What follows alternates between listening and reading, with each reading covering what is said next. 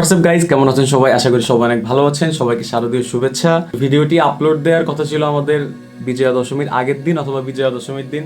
আসলে একটি সংগঠনে থেকে পূজা চলাকালীন একটি ভিডিও শুট করে এডিট করে আপলোড দেওয়াটা খুবই কষ্টসাধ্য, যার কারণে ভিডিওটি আপলোড দিতে আমাদের একটু দেরি হয়ে যায়। ভিডিওটি শুরু করার আগে আমি ছোট্ট একটি কথা বলে নিতে চাই, এবং সেই কথাটি হচ্ছে এক সংগঠন নিয়ে। আর সেই সংগঠনটির নাম হচ্ছে নবতরুণ সংঘ। এখানে আমি নবতরুণ সংঘের কথাটা কেন বললাম, তাহলে ছোট্ট করে একটু এই নবতরুণ সংঘ তৈরি হওয়ার পিছনে গল্পটা জেনে আসি চলুন। আমাদের এই নবতরুণ সংঘটি তৈরি হয় 2016 সালে। তখন আমাদের নবতরুণ সংঘের সদস্য সংখ্যা ছিল প্রায় মোট 18 থেকে 20 জনের মতো। আমাদের ফ্রেন্ড সার্কেলের মধ্যে আমরা ছিলাম প্রায় 8 থেকে 10 জন, আর বাকি কয়েকজন সিনিয়র বড় ভাই এবং একটা জুনিয়র ব্যাচ নিয়ে আমাদের এই সংগঠনটি তখন তৈরি হয়। তখন আমরা সরস্বতী পুজো করতাম বেসিক্যালি সময় অনুযায়ী। তখন আমরা অনেক ধুমধাম করেই করতাম সরস্বতী পুজো, কিন্তু কিছু বিশেষ কারণবশত আমাদের দুর্গা পুজোটি করার সুযোগ হয়ে ওঠেনি।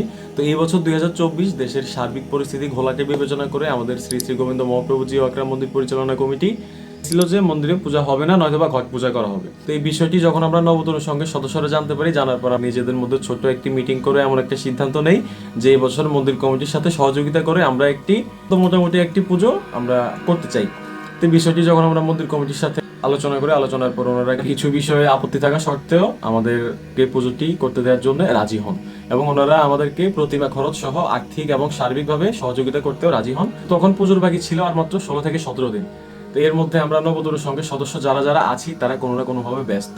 এর বাইরে আমাদের প্রথম থেকে নবতরুণ সংঘটি তৈরি হওয়ার সময় যে কিছু সদস্য ছিল, এর মধ্যে আমাদের ফ্রেন্ড সার্কেল এবং বড় ভাই ছোট ভাই মিলে প্রায় 8-10 জনের মতো দেশের বাইরে।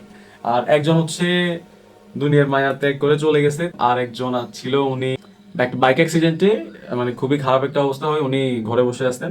তো এই হচ্ছে আমাদের ফ্রেন্ড সার্কেলের অবস্থা। ফ্রেন্ড সার্কেলের মধ্যে শুধু আমি আছি, আর আমার সাথে আরেকটা ফ্রেন্ড আছে, আর হচ্ছে বড় ভাই আর জুনিয়র ব্যাচ মিলাই। তো এখন আমরা যারা যারা আছি, আমাদের নতুন কিছু সদস্য আমাদের সাথে যোগ হয়। সবাই মিলে আমাদের সবার একটি সুন্দর চেষ্টা, সার্বিক আর্থিক ও শারীরিক পরিশ্রমের ফলে আমরা সুন্দর একটি পুজো সবাইকে মন্দির কমিটির পক্ষ থেকে উপহার দিতে পেরে আমরা খুবই আনন্দিত। স্পেশালি ধন্যবাদ দিতে চাই আমাদের শ্রী শ্রী গোবিন্দ মহাপ্রভুজি আকরাম মন্দির পরিচালনা কমিটিকে। আমাদেরকে সার্বিকভাবে সহযোগিতা না করতো আমরা নবতরুণ সংঘ পারতাম না এমন সুন্দর একটি পুজো সবাইকে উপহার দিতে। আর এই ভিডিওটি বানানো হচ্ছে আমাদের নবতরুণ সংঘের সকল সদস্যদের রিকোয়েস্টে, যে আমাদের নবতরুণ সংঘ তৈরি হওয়ার আজ প্রায় দীর্ঘ 8 থেকে 9 বছর পর প্রথম আমরা দুর্গাপুজো করছি। তো যার কারণে ভিডিওটি বানানো। আমি আরো একজনকে স্পেশাল ধন্যবাদ দিতে চাই, তিনি হচ্ছেন আমাদের নবতরুণ সংঘকে যিনি খুব সুন্দরভাবে পরিচালনা করেছিলেন, আমাদের সুজন চন্দ্র সরকার দাদা। তার কাছে আমরা অবশ্যই নবতরুণ সংঘ সবসময় কৃতজ্ঞ থাকবার, উনিও আমাদের নবতরুণ সংঘের একজন। তারপরে আমি ধন্যবাদ দিতে চাই আমাদের গোবিন্দ বৈষ্ণব দাদাকে, যিনি আমাদেরকে সাউন্ড, লাইটিং এবং ইভেন্টের দিক দিয়ে অনেক হেল্প এবং স্যাক্রিফাইস করেছেন। আর গোবিন্দ দার সাথে যিনি আছেন উনি হচ্ছে আমাদের পার্থ সাহা দাদা। সো গোবিন্দ দা এবং পার্থ সাহা দাদা দুইজনের কাছেই আমরা কৃতজ্ঞ আমাদের নবতরুণ সংঘকে এত বড় একটি স্যাক্রিফাইস করার জন্য। আমরা সবসময় আপনাদের দুইজনের কাছে কৃতজ্ঞ থাকবো। আর হচ্ছে সবশেষে আমি ধন্যবাদ দিতে চাই আমাদের নবতরুণ সংঘের স্বেচ্ছাসেবক থেকে সদস্য যারা আছেন বা ছিলেন, তাদের সবাইকে আন্তরিক ভালোবাসা ও অভিনন্দন আমাদের নবতরুণ সংঘটাকে এত সুন্দরভাবে গুছিয়ে একটি পুজো সবাইকে উপহার হিসেবে দিতে পারা। তো পুজোর বাকি যখন ছিল আর মাত্র 9 দিন, তখন আমাদের নবতরুণ সংঘরা সবাই হাতে হাতে ধরে একটু একটু করে পুজোটাকে যেভাবে গড়ে তুলেছে, চলুন সেই ভিডিওটি এক নজরে দেখে আসা যাক।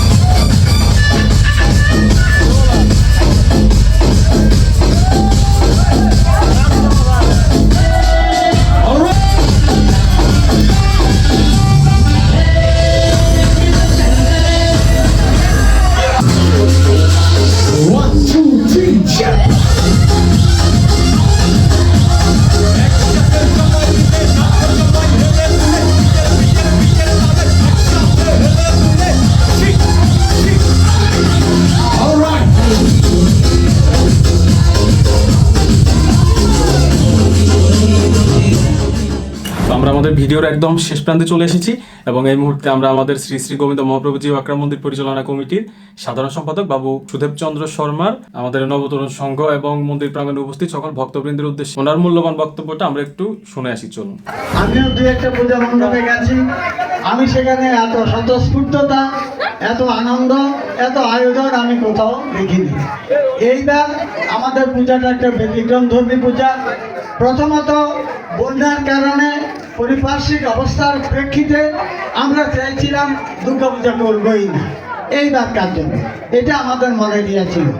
এরপর দেখলাম সরকারিভাবে খুবই চাপাচাপি বিভিন্নভাবে পত্রপত্রিকায় যে পুজো করতেই হবে, এবং একেবারে শেষ প্রান্তে এসে আপনারা সবাই জানেন এই পূজা আমরা নিজেরা পকেটে টাকা দিয়ে সম্পূর্ণ করি না, কিছু আমরাও চাঁদা দিই, আর বিভিন্ন জায়গা থেকে আমরা আপনাদের অনুদানে নেই, আমরা মাকে সাজাই, মায়ের যাবতীয় কাজকর্ম আমরা করি, মাইকের ভাড়া দেই, ডেকোরেশনের ভাড়া দেই, সমস্ত কিছু করি। এইটাও আমাদের একেবারে শেষ পর্যায়ে চলে যাওয়াতে ওই ফাইন্যান্সটা আমরা করতে পারিনি। তখনই এক ঝাঁক তরুণ আমাদের মাঝে ফিরে এসেছে, তারা বলেছে যে আমরা আপনাদেরকে সহযোগিতা করব। তাদের ঐকান্তিক সহযোগিতায় আমরা আজকের শেষ দিনে পৌঁছে গেছি। প্রতিবাদ বিসর্জন কালকেই সকাল 10টা থেকে 11টার ভিতরে আমরা বিসর্জন দিব। তো যাই হোক, আমি এই নতুন যে সমস্ত তরুণ এদেরকে ধন্যবাদ জানাই। আগামী দিন তো তোমাদেরই, আজকের দিনটা আমরা কাটিয়ে গেলাম, আগামী দিন যাতে তোমাদের সুন্দর, সাবলীল এবং প্রশ্নযুক্ত হয় এই আশাবাদ ব্যক্ত করে আরেকবার তোমাদেরকে ধন্যবাদ দিয়ে আমার বক্তব্য শেষ করছি। ধন্যবাদ। সম্পূর্ণ ভিডিওটি দেখার জন্য আপনাকে অশেষ ধন্যবাদ। তো আমি ভিডিওর শেষে শুধু এটুকুই বলবো যে আমাদের নবতরুণ সংঘের জন্য আপনারা সবাই আশীর্বাদ করবেন। আশা করি সবার ভিডিওটি ভালো লাগতে পারবেন। ধন্যবাদ সবাইকে।